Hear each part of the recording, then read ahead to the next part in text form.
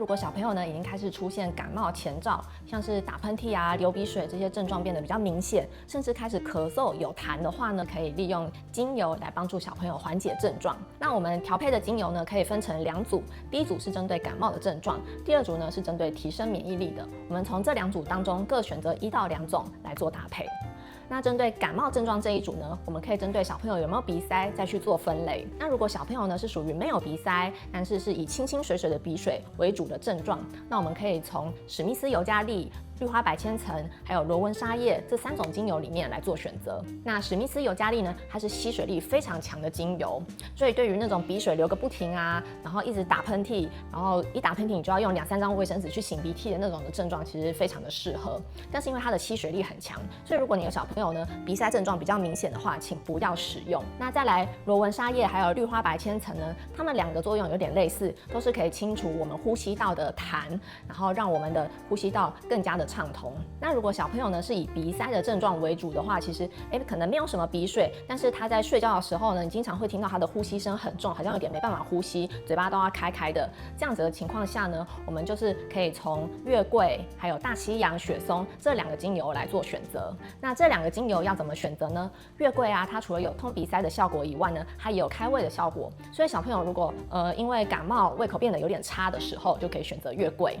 那大西洋雪松呢，它是属于分子比较重的精油，所以它会适合处理一些比较慢性的症状啊，或者是一些经年累月比较难缠的一些症状。所以如果你的小朋友呢鼻塞就是大概1年有10个月都在鼻塞那一种，或是他总是卡一口痰在喉咙里面，然后经常鼻音很重的那种小朋友，大西洋雪松就很适合拿来使用。提醒大家一点，就是就我自己的使用经验上呢，我觉得如果小朋友啊，他如果其实是以鼻水为主，但是其实鼻水的症状没有非常严重的话，其实在鼻水这一组里面可以选择其中1个精油使用就好。因为史密斯尤加利啊，它的去水力其实非常的强。如果说我们选择史密斯尤加利，然后又再加上绿花白千层，这样子搭配下来的时候呢，我自己使用上会觉得，虽然我鼻水很快就收干了，可是会开始有点口干舌燥的状况，其实会有点干不舒服的感觉。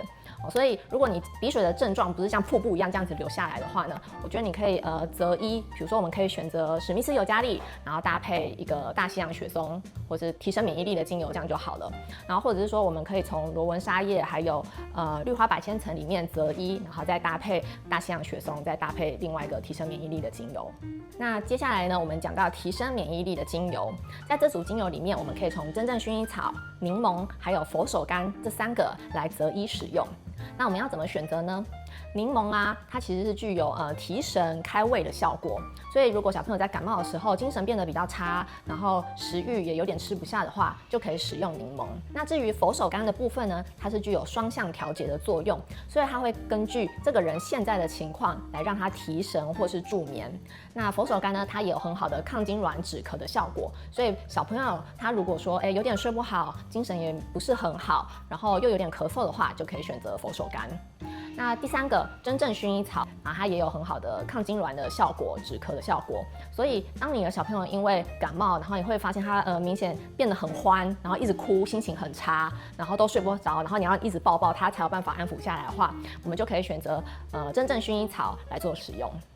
那这个精油要多久擦一次呢？基本上呢，大概2到3个小时其实就可以擦一次了。所以我们1天呢，大概擦3到4次，就根据它的症状改善的程度来决定。那如果说